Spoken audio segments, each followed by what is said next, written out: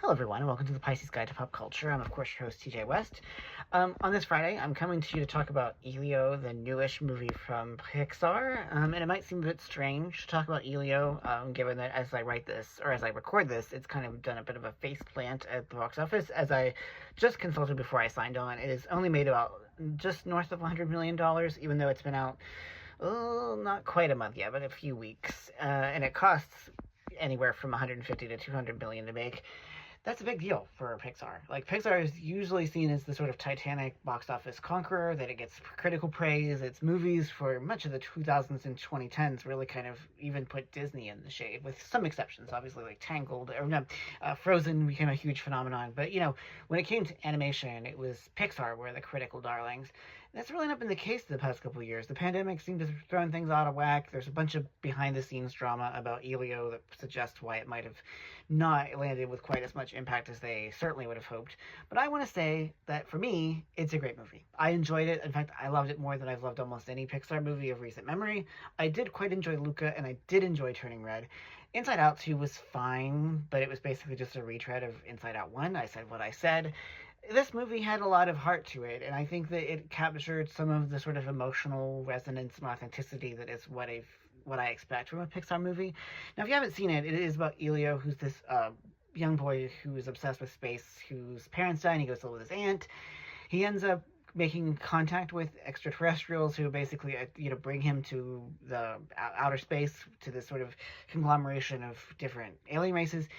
They're being invaded by these kind of worm creatures in armor, led by their leader, Grigon, who is voiced by Brad Garrett. He's fantastic. But it's really Elio's relationship with Glordon, who is Grigon's son, that is the heart and soul of the movie.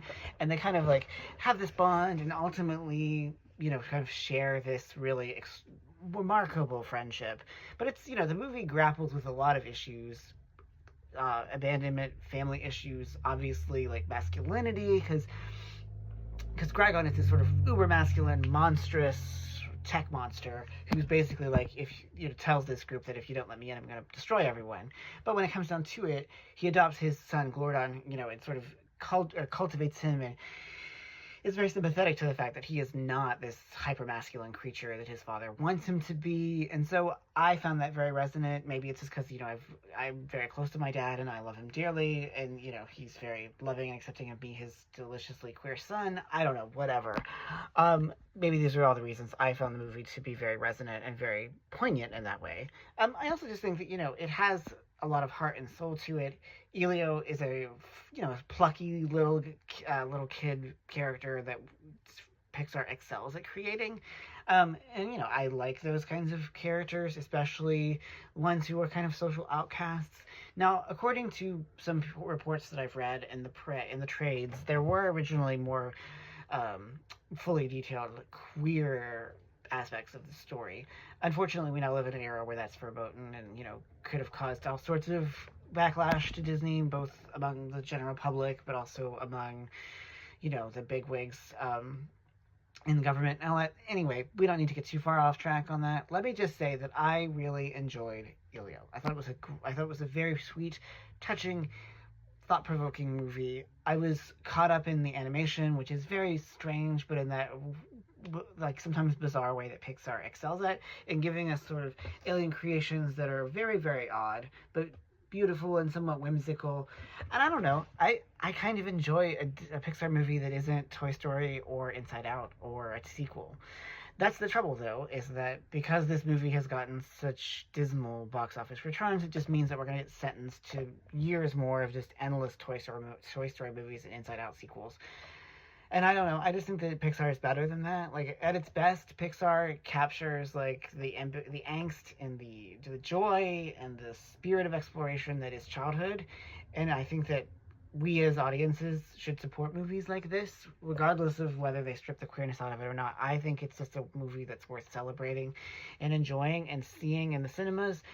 And I hope that, and I also think that it's nice to see Latino characters that are represented. All of these things are reasons why I liked the movie. I loved its way that it shows that fathers and sons can get along with each other, even if they don't understand each other. Families can take many shapes. It's all about feelings and engagement and like grappling with one's feelings and things that are not always pleasant. So anyway, there's a lot to enjoy about it. I'm not as articulate with this review as I wanted to be, but that's because I just love this movie so much, and I hate to see that it's not doing well at the box office. So if you enjoy Pixar, if you enjoy sweet, touching, poignant animated films, then please go see this, because I think it needs all the love we can get. And, you know, Pixar, it's a good studio, and I think that it produces good movies, even when they don't get the adoration from the audiences that they should. I think that in the subsequent years, this will come to be seen as one of the better Pixar productions of the 2020s. So mark it down. That's my claim right now. So anyway, if you can't, go see Elio while it's still in theaters. I think it rewards being seen on the big screen, because it is quite a feast for the eyes. Anyway, go see it. It's great. I loved it. It gets the Pisces Guide to Pop Culture seal of approval. So that's all I have for today. So as always, for the Pisces Guide, I'm your host, TJ. Take care, y'all.